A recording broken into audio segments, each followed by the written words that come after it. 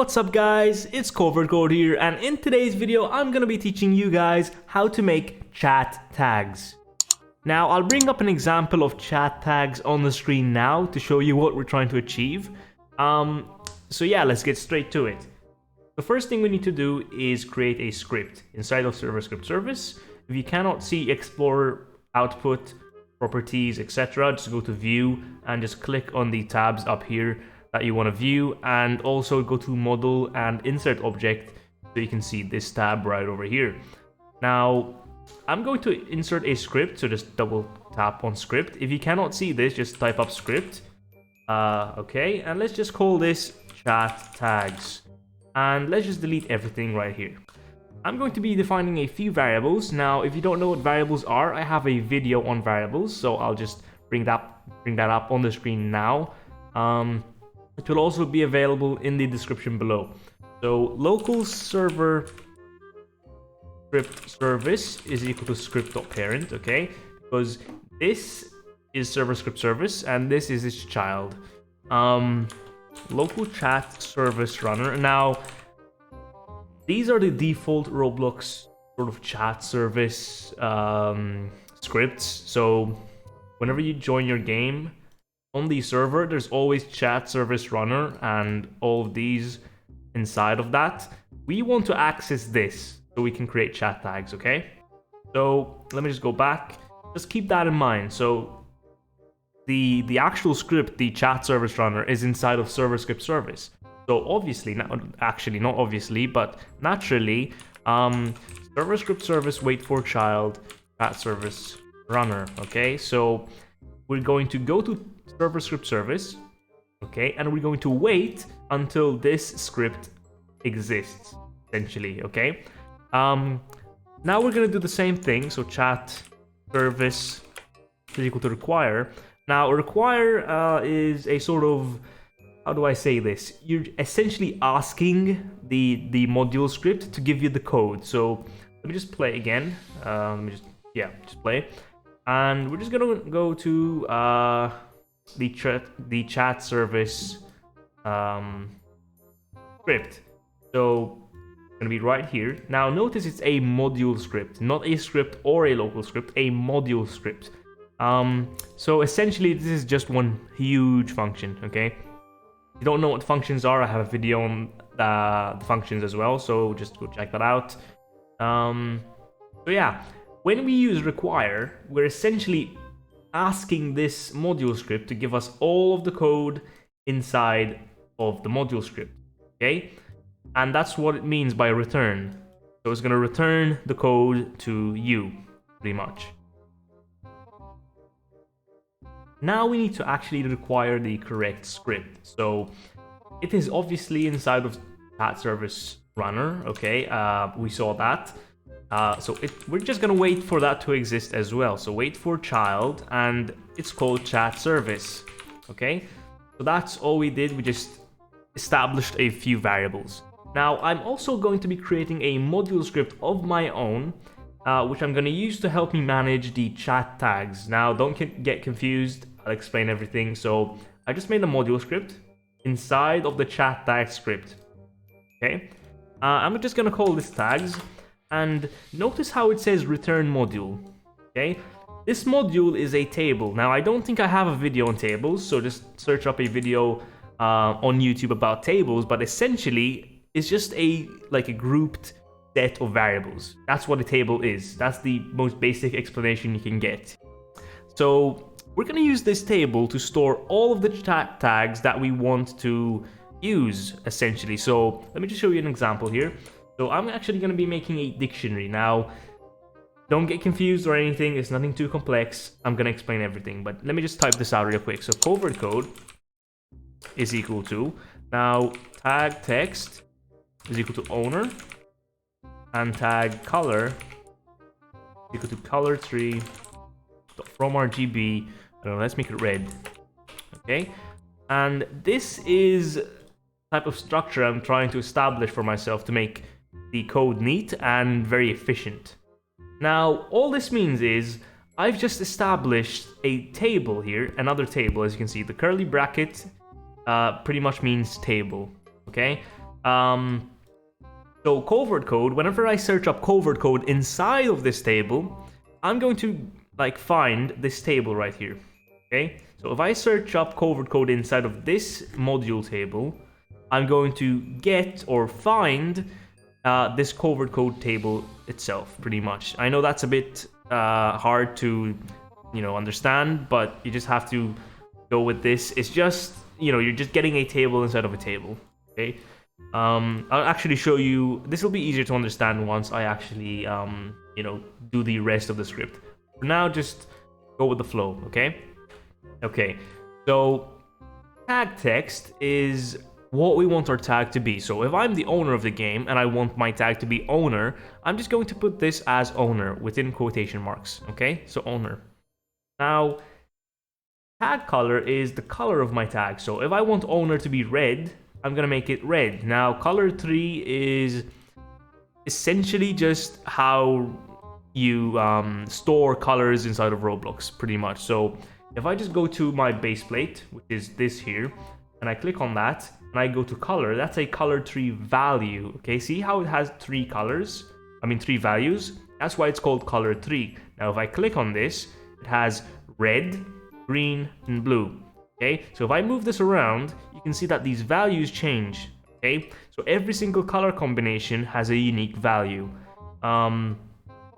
So that's pretty much how colors work, but all you need to know if you want to change your color is just click on that. Okay, just click on any number inside of these parentheses and click on this little wheel here, and you'll get the exact same wheel we got when we clicked on this. Now just move this around, so if I want it to be this sort of blue color here, I'll just click OK, and it will change it for you. You do not need to memorize the color values yourself, so just don't worry, okay? Okay, now let's actually get back to this main script, okay? So I'm just gonna press enter a few times, and let's require the script. So, I mean the module script that we just made called tags. Now this exists already, but as I said, we need to require it. We need to ask it to give us the contents that we just wrote. Okay, same thing like chat service here. So local tags is equal to require. So I'm asking it to give me the contents of the module script. Okay, and this time it's located inside of the script. So script dot tags. Okay, that's how you find and require the contents of that module. Okay, now let me just delete that. We want to write a function. So if you don't know what functions are, again, I have a video on those, link in the description below as well. So game.players.player added, connect function player. Now, let me show you what I'm doing here, you guys. Don't get confused, okay? So whenever someone joins your game, this function will run. So that's what this means, okay? And essentially, when someone joins your game, we're just gonna run code in here, okay? So this is the actual player object. Let me show you guys. So I'm clicking play, okay? Notice how a player object is created inside of this player service. As you can see, that's my player object. That's CovertCode, okay?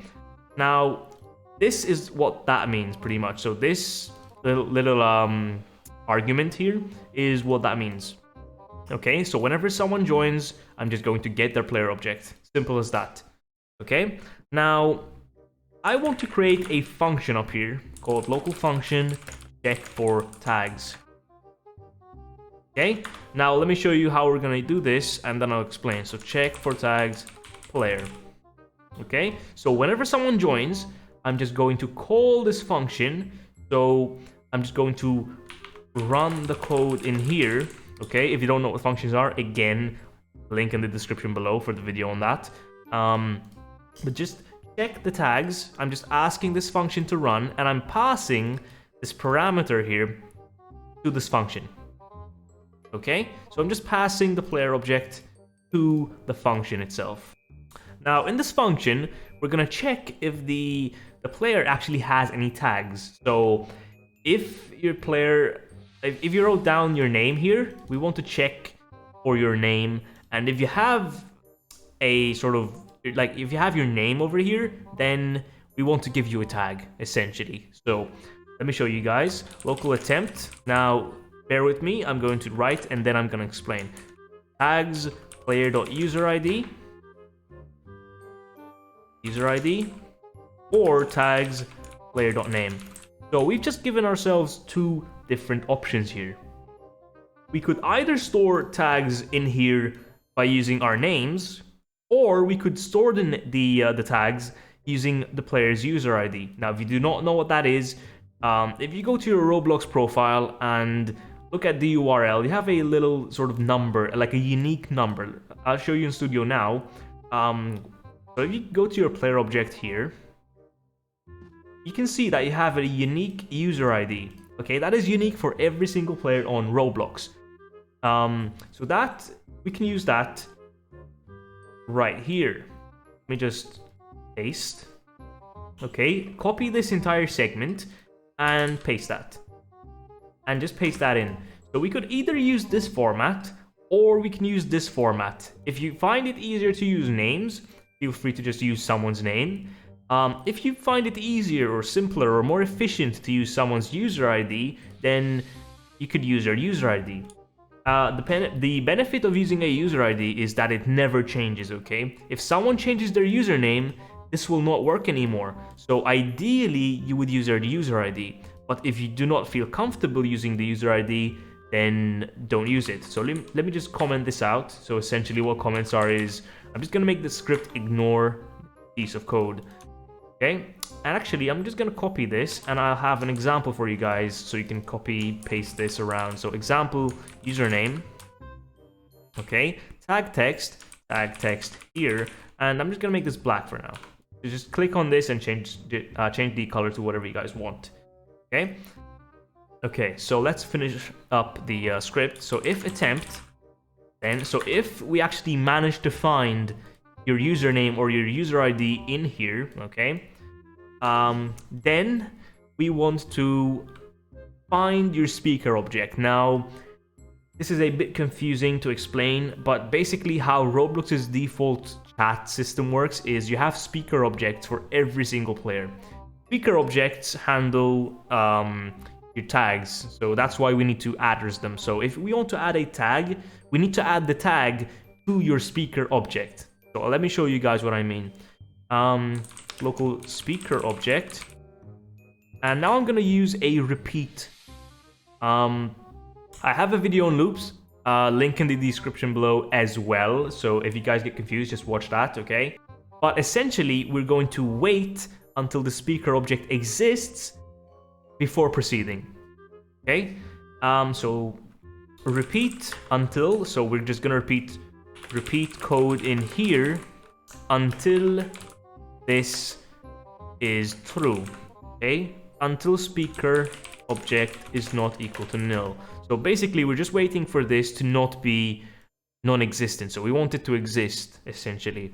So we're just gonna add a wait. Always add waits in loops like these, because if it's infinite, then your studio will crash, okay? Your game will crash. Do not, be careful around infinite loops, okay, guys?